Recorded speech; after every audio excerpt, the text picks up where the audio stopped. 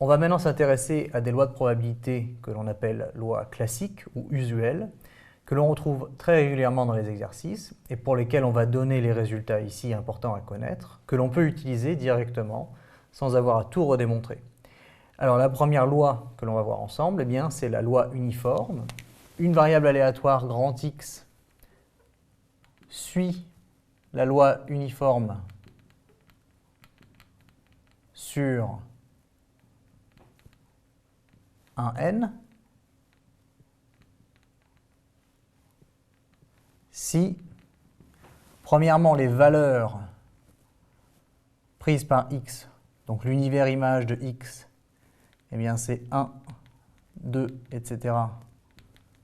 jusqu'à n,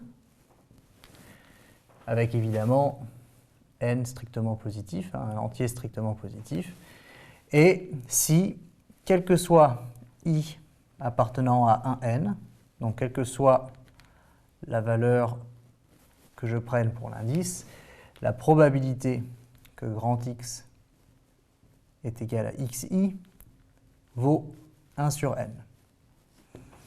Donc x peut prendre jusqu'à n valeurs et chaque valeur est prise avec la même probabilité. Ça, c'est ce qu'on appelle la loi uniforme. Dans ce cas-là, grand X admet une espérance, une variance et un écart type. L'espérance de x vaut n plus 1 sur 2. Vous pouvez faire le calcul pour vous entraîner. La variance, elle, vaut n carré moins 1 sur 12. Et elle est bien positive, parce que n est strictement positif, positif ou nul d'ailleurs, avec un écart type sigma de x, qui vaut donc racine de n au carré moins 1 sur 12. À titre d'exemple, l'exemple le plus simple que l'on peut trouver, eh bien, c'est de lancer un dé à 6 faces. Voilà, un dé équilibré. Et on sait bien que les valeurs prises par x, si x est égal au numéro de la face, eh bien, sont les valeurs 1, 2, 3, 4, 5 ou 6. C'est un dé à 6 faces.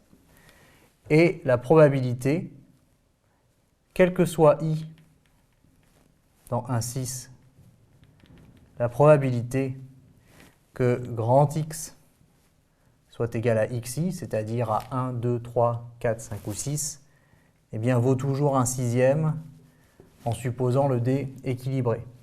Donc, x peut prendre jusqu'à 6 valeurs et chacune des valeurs est prise avec la même probabilité. À ce moment-là, on note que x suit la loi uniforme sur un 6.